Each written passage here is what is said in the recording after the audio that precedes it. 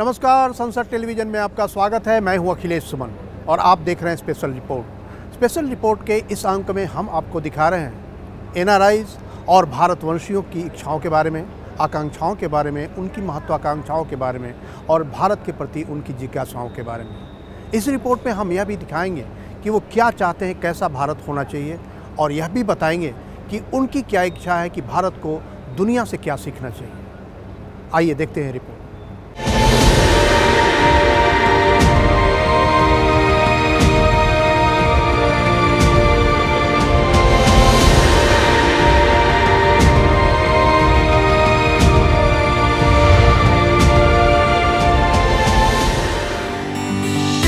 इंदौर में 8 जनवरी से 10 जनवरी 2023 तक प्रवासी भारतीय सम्मेलन आयोजित था। सम्मेलन की थीम थी अमृतकाल में भारतवंशी एक विश्वस्त साथी। प्रधानमंत्री नरेंद्र मोदी ने 9 जनवरी को सम्मेलन का औपचारिक उद्घाटन करते हुए कहा कि विदेश में रहने वाले भारतवंशी दुनिया में राष्ट्र के दूत हैं और भारत की अपेक्षा है कि वो अपने आचार व्यवहार से भारत की संस्कृति और बढ़ती हुई ताकत का प्रचार करें। Nation has entered the Amrit Kal of the next 25 years. Our Pravasi Bhartiyas have significant place in this journey. India's unique global vision and its important role in the global order will be strengthened by you people. सभी प्रवासी भारतीयों को विदेशी धरती पर भारत का Rashtradoot, brand ambassador कहता हूं। मेरा आग्रह है कि आपके पास कल्चरल और स्पिरिचुअल जानकारी के साथ साथ भारत की प्रगति की अपडेटेड इंफॉर्मेशन होनी चाहिए। I see many opportunities for even a closer diaspora cooperation with Indian counterparts in all areas for the next 25 years. And I make use of this opportunity to invite all relevant actors from both sides to sit around the table and explore the new avenues of cooperation. प्रधानमंत्री नरेंद्र मोदी ने साफ तौर पर सम्मेलन में उपस्थित भारतवंशियों को याद दिलाया कि G20 की भारत की अध्यक्षता इस साल भारत करेगा और प्रवासी भारतीय लोग इस अवसर पर दुनिया में भारत की भूमिका स्थापित करने का प्रयास करें। आज भारत की आवाज, भारत का संदेश, भारत की कही बात एक अलग ही मायने रखती है। भारत की ये बढ़ती है ताकत आने वाले दिनों में और ज्यादा बढ़ने वाली है। भारत दुनिया के G20 समूह की अध्यक्षता भी कर रहा है। भारत इस जिम्मेदारी को एक बड़े अवसर के रूप में देख रहा है। हमारे लिए ये दुनिया को भारत के बारे में बताने का अवसर है। ये दुनिया के लिए भारत के अनुभवों से सीखने का, पुराने अनुभवों से सस्टेनेबल फ्यूचर की दिशा तय करने का अवसर है। दुनिया के विभिन्न देशों में 3 करोड़ से ज्यादा भारतवंशी रहते हैं। वे या उनके पुरखे भारत के विभिन्न राज्यों से विभिन्न देशों में गए, लेकिन भारत के विकास से उन्हें आत्मिक खुशी मिलती है और जिन देशों में वे रहते हैं वहां उन्हें सम्मान भी मिलता है। इसलिए भारत की बढ़ती वैश्विक भूमिका उनके खुद के लिए भी अहम है। हालांकि उनमें से कई ने अपने अपने देश में राजनीतिक और आर्थिक मुकाम भी हासिल की हैं, लेकिन फिर भी वो भारत से प्रेरणा पाते हैं। वे भारत की भाषा और संस्कृति से जुड़े रहने में गर्व महसूस करते हैं। India is a world leader in developing Pratibha talent and utilizing Prododiki technology, and we look forward to further collaborating in these 2 areas. With the development of talent and the sharing of technology, India stands way ahead of all others. Mauritius is one of, I would consider, one of the countries having the largest diaspora population, given that the majority of the population have ancestors coming from Bihar, from certain parts of India, and more than nearly 200 years back, they were shipped from India to Mauritius to work as mazdoor, गिरमिटिया मजदूर जैसे बोलते हैं. So they were there, and we have toiled the soil, we have worked hard, and finally today those descent of Girmitiyas are ruling the country. And now you are the minister. And I'm a minister, a cabinet minister, similar to the Prime Minister, who is also a descent of the Girmitiya Mazdoor. And actually our Prime Minister previously was the chief guest of the Pravasiya Divas in 2019. Bihar, where your ancestor from? Any idea? Well, there is a mechanism in Mauritius for you to go and go back to your origin. I haven't myself done it, but I know many Mauritians have already conducted this search and gone back to Bihar and certain parts and to see where they come from. So how do you feel, how the Mauritian feel when they know that India is fast developing country, India is the largest democracy in the world and a stable governance? So how you feel about it? We feel proud because we share the same political philosophy as India. So whatever achievement is coming the way of India, Mauritius somehow, we aspire to follow the footsteps of this great nation, which is the biggest democracy, which is growing economy, chairing the G20, so sitting on the table of major big powers, world powers. So Mauritius looks up to countries like India, especially when we form part of the diaspora. So we look up to India and to India's progress. प्रवासी भारतीय लोगों की वजह से भारत की बढ़ती भूमिका से सिर्फ प्रवासी भारतीय ही प्रभावित हैं, ऐसा नहीं है. अन्य देशों की सरकारों में भी भारत के प्रति संवेदनशीलता बढ़ी है और यही वजह है कि यूएई की सरकार ने अपने खर्च पर दुबई के स्कूल के बच्चों को प्रवासी भारतीय सम्मेलन में भाग लेने के लिए प्रोत्साहित किया. हमने जब उनसे बात की तो पता चला कि बड़ी संख्या में यूएई के बच्चे इस सम्मेलन के माध्यम से बदलते भारत के स्वरूप को देखने के लिए इंदौर आए. मैं our own English high school Fujairah में पढ़ाती हूँ, which is owned by his highness Sheikh Mohammed bin Abdullah bin Saif Al Sharqi. तो क्या स्कूल ने आपको बोला कि आप जाइए इस सम्मेलन में भाग? The school told in association with the consulate, school ने बोला कि आप इन बच्चों को सेलेक्ट कीजिए, फिर इन्हीं के साथ दे वर सो एक्साइटेड. क्यों खुश हैं आप इतना? क्योंकि हमें पता चलेगा कि हम कैसे बाहर रह के भी अपने देश को, भारत माता को सहायता कर सकते हैं और कैसे हम भविष्य काल में अपने देश की मदद कर पाएंगे. क्या चाहते हैं आप? मैं ये जानना चाहती हूँ कि आज इंडिया के विकास में युवा का जो रोल है वो बहुत बड़ा है, और मैं ये जानना चाहती हूँ कि मैं कैसे अपनी देश के लिए सेवा कर सकूं. तो आप सब इतना बोलने की, सोचने की तैयारी करके आई हो, सब सोच के आई हो? जी, और अगर नहीं भी सोच के आए होते तो रगों से बहता. क्यों, ये भारत माता है, ये हमारी जन्मभूमि है और इसके लिए हमेशा हमारे मुंह में कभी शब्द कम नहीं पड़ेंगे. आप लोगों को थोड़ी हिंदी आती है? जी, थोड़ी. हाँ, तो आप क्यों आई इधर? Sir, we want to know more about our country and the developments taking place in our country towards the future and how we can contribute to our country in whichever way possible. Mahatma Gandhi की याद और विदेश में रहकर आजादी के लिए किए गए काम से आज भी प्रवासी भारतीय प्रेरणा पाते हैं.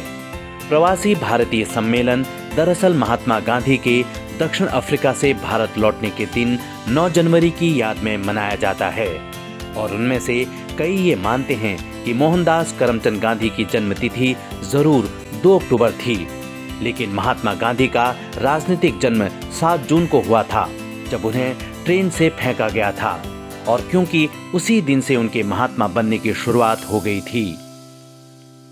We are here mainly to promote a conference that we are hosting, an international conference that we are hosting in Pietermaritzburg, called the Gandhi Mandela King Conference, which is the 3 icons for peace and non-violence in the 20th century. And so the conference actually straddles the 7th of June, which is a very important day for non-violence, because that is the day when, the night when Gandhi was thrown off the train, in Pietermaritzburg and when his social activism actually started. So we always say that the 7th of June is the day that actually Gandhi was born as an activist. Oh my God. So you are from the same place from where Gandhi was thrown out of the train? Exactly. I'm from Pietermaritzburg, yes. And so what we got at the Pietermaritzburg station is we have a plinth that marks the spot where he was thrown. And lots of people from India and around the world who know a bit about our freedom come there to pay homage at that site. And also the waiting room where he spent that night on the 7th of June. We have a permanent exhibition in there now that tells the story of what happened. Bharat से विदेश में गए भारतवंशियों की या प्रवासियों की अलग अलग वीर गाथाएँ हैं। निश्चित तौर पे अच्छी ज़िंदगी की तलाश में वो वहाँ गए और उसमें वो सफल भी रहे। लेकिन होता है कि जैसे उड़ी जहाज़ को पंछी फिरी जहाज़ पर आवे, मेरो मन अनंत कहाँ सुख पावे, तो बार बार उन्हें भारत की याद सताती है और इसीलिए सांस्कृतिक जुड़ाव महत्वपूर्ण है। और अगर साथ में आर्थिक जुड़ाव हो जाए तो सोने में सुहागा, और सरकार की कोशिश यही है। विदेश जाने वाले अधिकांश ऐसे भारतीय हैं जो सामान्य पृष्ठभूमि से थे और विदेश जाकर विविध क्षेत्रों में ऊंचाई हासिल की। अब वे बदलते भारत से जुड़कर अपने बिजनेस को और मजबूत करना चाहते हैं। भरत शर्मा जी, आप बिलियनियर कैसे बन गए? सर, ये तो एक अनुभव है ज़िंदगी का। कभी ये सोचा नहीं था कि बिलियनर बनेंगे। मेरी पहली तनख्वाह 1800 रुपये पर मंथ थी। वहाँ से अब मेरा जो व्यवसाय है, थोड़ा सा भाग्य, थोड़ी सी किस्मत, लेकिन सबसे ज़्यादा मेहनत और अपॉर्चुनिटीज़। जब मैं इंडिया था मैंने कोशिश की, लेकिन यहाँ पर मध्यम वर्गीय परिवार से आने के बाद में छोटे मोटे जॉब करते हुए अपॉर्चुनिटी मिलना बहुत मुश्किल था उन दिनों में ख़ास तौर से। तो जब मैं यूरोप गया तो मुझे बड़ी जल्दी से रिकॉग्निशन मिली, क्योंकि मेरी जो टेक्नोलॉजी नो हाउ थी, IT स्किल्स थी, वो काफ़ी अच्छी थी। तो इंडिया में आप क्या करते थे, बहुत संक्षेप में बताइएगा। इंडिया में मेरा लास्ट जॉब TCS में था, मैं वहाँ पे प्रोग्रामिंग करता था, लेकिन मेनली सरकारी नौकरी में मैं कंप्यूटर सेक्शन का इंचार्ज था। वहाँ पे मैं क्लर्क्स और जो मेरी टीम है उनको ट्रेनिंग करता था कि MS ऑफिस कैसे यूज़ करते हैं, टाइपिंग कैसे करते हैं, प्रिंट आउट कैसे निकालते हैं। मतलब सरकारी अफसर थे? जी, सरकारी अफसर, मैं गजेटेड ऑफिसर था। एंड आयरिश कंपनी है, हम लोगों का टर्नओवर करीब 1 बिलियन यूरो ऑनलाइन है। हम ई-कॉमर्स सर्विसेज प्रोवाइड करते हैं और अभी B2B e-commerce product call apex हम लोग लॉन्च कर रहे हैं। तो ये है भारत के बिलियनियर जो सरकारी कर्मचारी थे राजस्थान में और वहाँ जाके बिलियनियर बन गए। सरकार की कोशिश है कि प्रवासी लोगों को भारत में योगदान के लिए प्रोत्साहित किया जाए, और वो सिर्फ आर्थिक क्षेत्र में नहीं बल्कि किसी अन्य सेक्टर में भी। अमेरिका से लेकर ब्रिटेन और यूरोप के अन्य देशों के प्रवासियों को इसके लिए आकर्षित किया जा रहा है। You are a medical health professional and you have been specially invited for this. What is the relevance of your coming here? See, the biggest thing is, see, I'm the first Indian American to be at the national level in America. And they found out that I can bring my knowledge, stature to India, because in mental health India lacks very, very big way. So we need to let people know where we stand, the government of India. Britain जैसी जगह जाकर आगे बढ़ना तो फिर भी समझ में आता है, लेकिन म्यांमार और गुयाना, घाना, तंजानिया, केन्या जैसी जगहों पर जाकर अपना और देश का डंका बजवा देना हमारे प्रवासी भारतीय लोगों की ही बस की बात है। उनका कहना है कि विदेश नीति की बदौलत अब भारत सरकार का नाम केन्या में काफी मशहूर हुआ है। मैं 1985 फरवरी में घूमने गया था, तो उधर थोड़ा मेरे को अच्छा लगा, क्लाइमेट की वजह से बहुत अच्छा लगा। तो थोड़ा 2-3 महीना घूमा, फिर बाद में सोचा कि चलो इधर ही कुछ काम वाम ढूंढ ले हुए। तो लकीली थोड़ा काम भी मिल गया, नौकरी भी मिल गया उधर। तो नौकरी 1985 में मेरा पगार था महीने का 1500 सीलिंग बोलते हैं, उधर का केन्या सीलिंग आता है, तो इधर का बोले तो 750 रुपया हो गया। हाँ, बस उतना ही पगार था मेरा, और वो पगार मैं पेइंग गेस्ट में दे देता पूरा महीने का, हाथ में कुछ बचता नहीं था। ऐसे 5-6 साल नौकरी किया, तभी मेरा पगार हो गया था 50,000। बाद में मैंने बिज़नेस स्टार्ट किया मेरा खुद का 1991 में उधर नैरोबी में। तो अब तक मेरा बिज़नेस चालू है, बाटा का फ्रेंचाइजी है मेरा, लेकिन 2017 और 2022 तक मैं उधर का MLA रह चुका। आप राजनीति में कब गए? राजनीति में मैं 2016 में डिसाइड किया, जब इलेक्शन था 2017 में, तो मेरा लड़का बोला कि चलो डैडी आप बहुत पॉपुलर है तो क्या आप क्यों पॉलिटिक्स में नहीं जा रहे हैं। तो मैं बोला अफ्रीका का पॉलिटिक्स तो बहुत डेंजर होता है, कभी ख़त्म भी कर देते हैं। नहीं बोलता ऐसे आपको कैसे मालूम पड़ा कि आपको ट्राई नहीं किया है तो कैसे मालूम पड़ा। बच्चा बोला, तो बच्चा लंदन पढ़ रहा था तो उधर से उसका 2 हफ्ते के लिए फ़ोन डेली आ रहा था। तो फिर मैं बोला चलो ठीक है मैं ट्राई करता, मैं किसी को जानता नहीं हूँ पॉलिटिशियन को, लेकिन फिर भी मैं ट्राई करेगा कि कैसे कैसे सीखना पड़ता है ना। पॉलिटिक्स तो अपना तो बिजनेस ही ब्लड था। तो फिर उधर थोड़ा जान पहचान था, ट्राई किया सब और थोड़ा दिक्कत भी हुआ, लेकिन फिर टिकट मिल गया रूलिंग पार्टी का वो टाइम पे। तो रूलिंग पार्टी का टिकट मिल गया, वो सब स्लम्स वाले लोग हैं ना बहुत पहचानते थे मेरे को। तो फिर मैंने कंपेन भी किया, इतना ज़ोरदार कंपेन किया, करीब 8 महीने कंपेन किया मैंने, 5-6 गाड़ी लेके साथ में कंपेन किया।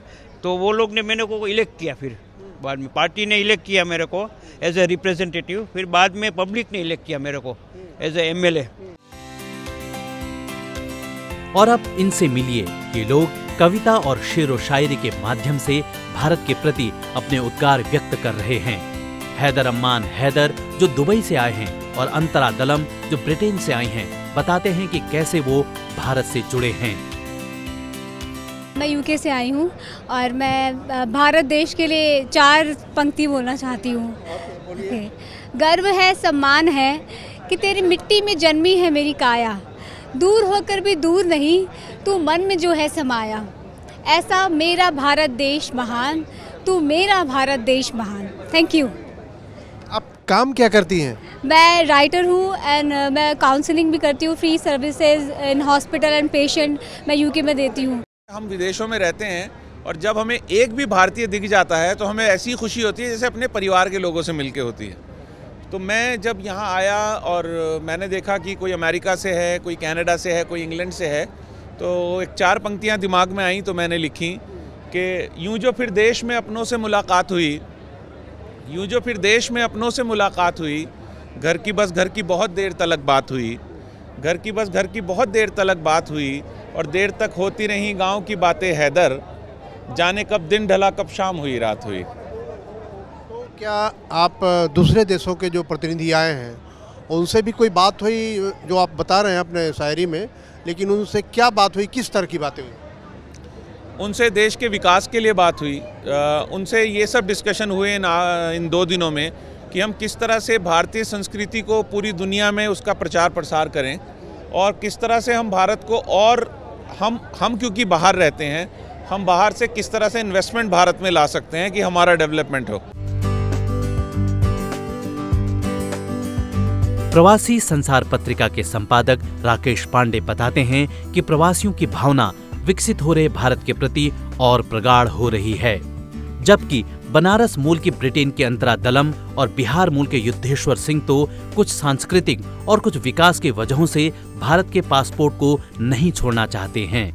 आज़ादी के बाद जैसे जैसे हमारे भारत जो है आर्थिक रूप से समृद्ध हो रहा है और उसमें एक आकर्षण प्रवासियों के बीच में, देखिए एक समय था कि जब प्रवासियों को थोड़ा सा मजदूरों के रूप में ले जाया गया। उस आज़ादी के बाद जो है जब वहाँ प्रवासी कमाने गए और वो समृद्ध हुए तो उनका जो जब जैसे जैसे भारत का एक अंतर्राष्ट्रीय फलक पर नाम बढ़ रहा है तो वापस वो लोग अपनी इस मातृभूमि के साथ जुड़ना चाहते हैं। वो निवेश के मौके देख रहे हैं, वे शिक्षा के क्षेत्र में निवेश करने मौके देख रहे हैं और उनको लगता है कि उनके बच्चों का भविष्य और बच्चों में संस्कार जो है वो भारत के साथ जुड़ने में है। तो इसलिए वो अपने बच्चों को भी भारत के बारे में बताते हैं। उस प्रवासी भारतीय दिवस में आपने भी गौर किया होगा कि कई नई पीढ़ी इसके साथ जुड़ रही है। युवा प्रवासी दिवस भी मनाया जाने इसीलिए रहा है कि क्या, ताकि जो बच्चे हैं, जो प्रवासियों की नई पीढ़ी है, जो फर्स्ट जनरेशन नहीं है, जिनका जन्म विदेशों में हुआ है, जिन बच्चों का, उनको भी भारत के साथ जोड़ा जा रहा है ताकि वो अपनी संस्कृति को जान सकें।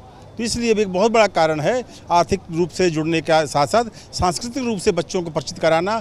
और यहाँ पे ज़मीनें खरीद रहे हैं, उद्योग लगा रहे हैं, कहीं न कहीं उनको अब आगे भविष्य भी अपना सुरक्षित भारत में दिखता है। UK की नागरिक हो गई हैं? नहीं, अभी मैंने पासपोर्ट चेंज नहीं किया है, मैं इंडियन ही हूँ, इंडिया पासपोर्ट पे ही हूँ, मैंने विशफुली चेंज नहीं किया अभी पासपोर्ट। कितने साल से आप UK में हैं? मुझे हो गए ऑलमोस्ट 10 साल। अब तो मिल जाना चाहिए अब। नहीं मिल रहा है, बट मैंने भी लिया ही नहीं बाय चॉइस। मुझे इंडियन रहना ज़्यादा पसंद है। हम पूरे देसी हैं। हाँ, मैं बनारस से हूँ। हाँ, और हम टोटली वहाँ रह के भी हम अपने पूरे इंडियन कल्चर को फॉलो करते हैं। इंडियन रहना क्यों चाहती हैं आप? इंग्लैंड में, ब्रिटेन में रहने से तो हर आदमी को बहुत सारा एक्सेस मिलता है, फ़ायदा मिलता है। कई देशों में बिना वीज़ा के आप यात्रा कर सकती हैं। तो इंडियन ही बने रहना क्यों चाहती हैं? इसलिए क्योंकि यहाँ का जो कल्चर है, जो संस्कृति है, वो और कहीं मुझे तो नहीं दिखता। बाकी लोगों का मुझे पता नहीं है। तो हम अपने बच्चे में भी वही संस्कार देना चाहते हैं। ब्रिटिश पासपोर्ट लेके भी आप दे सकती हो? नहीं, वो तो दे सकते हैं, बट वो एक जो भारत से अलग होने वाला फीलिंग आ जाएगा अगर हम ब्रिटिश बन जाएंगे तो मुझे वो फीलिंग नहीं लूज़ करना है। तो हम इंडिया में ही रहना चाहते हैं, इंडियन बन के ही रहना चाहते हैं। मैं वहाँ एक स्मॉल लैंडलॉर्ड हूँ। तो ब्रिटेन के आप लैंडलॉर्ड हैं, पहले बिहार के आप लैंडलॉर्ड हुआ करते थे? जागीरदार कह सकते हैं, हाँ, छोटा मोटा जी। अच्छा, तो अब वहाँ ब्रिटिश सिटीजन हो गए हैं, अभी भारतीय नागरिक है? I am the single Indian who lives in United Kingdom since 27 years, but still keeping my Indian citizen and Indian passport. विदेश मंत्री एस जयशंकर ने इस बात को समझते हुए कहा कि विदेश की नागरिकता जरूरी नहीं है, लेकिन सबसे ज्यादा जरूरी है कि जो भी काम के लिए विदेश जा रहे हैं वे वैध तरीके से जाएं। और इसके लिए भारत ने कई देशों के साथ मोबिलिटी और माइग्रेशन समझौता भी किया है। We strive to create a better workplace, a more secure traveling experience, and a non-discriminatory treatment abroad. It could take the form of migration and mobility partnerships, as we have done recently with Germany, Denmark, Portugal, France, and UK, just to give you some examples. Or a working holiday program, as we have just signed with Austria, or the more liberal working conditions that have been extended by the Australian government, or for that matter, more predictable and liberal visa and work provisions in some other nations. G20 Sherpa Amitabh Kant और G20 सचिवालय के chief coordinator Harshvardhan Shringla ने विस्तार से प्रवासी भारतीय लोगों को G20 प्रक्रिया में शामिल होने की सलाह दी। उन्होंने बताया कि G20 में भारत की अध्यक्षता दुनिया में भारत के प्रभाव को एक नई ऊंचाई पर पहुंचाने के लिए अहम है। प्रवासी भारतीय सम्मेलन और G20 में भारत की अध्यक्षता दोनों लगता था कि एक दूसरे के पूरक है। प्रवासी भारतीय सम्मेलन में आए प्रतिनिधियों को G20 और भारत की अध्यक्षता के बारे में विस्तार से जानकारी दी गई और उन्हें इस बात के लिए प्रेरित किया गया कि अपने देश में जब वे लौटें तो G20 के इर्द गिर्द कोई कार्यक्रम करें, और अगर वे कोई ऐसा कार्यक्रम करते हैं तो भारत उसे पूरी तौर पे सहयोग करेगा। तो निश्चित तौर पे G20 जब सितंबर में आयोजित होगा भारत में, तो प्रवासी भारतीयों की भी एक अहम भूमिका होगी, क्योंकि वे अपने अपने देश में G20 और भारत की अध्यक्षता के बारे में माहौल बनाने की काम करेंगे। निश्चित तौर पर प्रवासी भारतीय लोगों के मन में कई सुझाव भी हैं जो वे भारत के साथ साझा करना चाहते हैं। उनका कहना है कि भारत को एक ऐसा तंत्र बनाना चाहिए जो प्रवासी सुझावों को समझने और उन्हें लागू करने पर सोचे। वे यह भी चाहते हैं कि अंतर्राष्ट्रीय संगठनों में भारत अपने लोगों को और ज्यादा शामिल होने के लिए प्रेरित करे। अगर आप चाहते हैं कि ग्लोबल गवर्नेंस में भारत का एक रोल हो, भारत एक ग्लोबल पावर की तरह इमर्ज हो, तो उसमें आपकी जो सबसे बड़ी दुनिया में डायस्पोरा है वो इंडियन डायस्पोरा है। तो प्रवासी भारतीयों के सुझाव लें, इतने क्वालिफाइड लोग यहाँ पे आए हैं तो उनके भी जो हैं फीडबैक इसमें आप शामिल करें, तब जाके, और जो इंडियंस हैं ग्लोबल इंस्टीट्यूशंस में आप उसमें भी एक उसकी तरफ भी जो है आप एक अटेंशन पे करें। ग्लोबल इंस्टीट्यूशंस में जो इंडियन है उसके लिए भारत कुछ करे, ये आप चाहते हैं?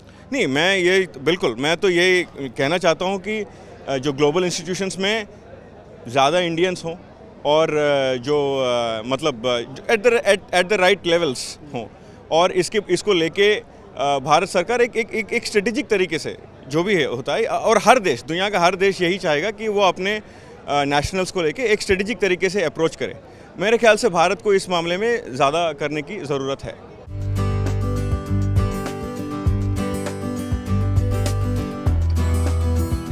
अंत में बात आती है राज्यों की खुद की क्षमता बढ़ाने की, ताकि वो प्रवासियों के योगदान को समाहित करने में सक्षम हो सकें। साथ ही वो अपने राज्य के आकर्षण को बढ़ाएं ताकि प्रवासी वहां आएं। ये बड़े गर्व का विषय है और मोदी जी ने जो इस टाइप का सम्मेलन करवा रहे हैं, बहुत जनता उनका तहे दिल से शुक्रिया अदा करती है।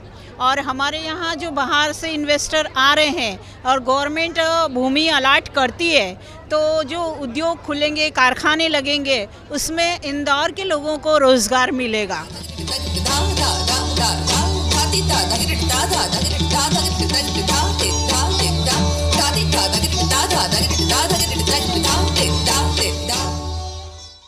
इंदौर के प्रवासी भारतीय सम्मेलन में आए प्रतिनिधियों के एक बड़े तबके का यह भी मानना था कि विदेश जाने पर उन्हें जो सहूलियतें वहाँ के शासन तंत्र से मिली है, उस तरह की सहूलियतें भारत में भी पैदा करनी चाहिए।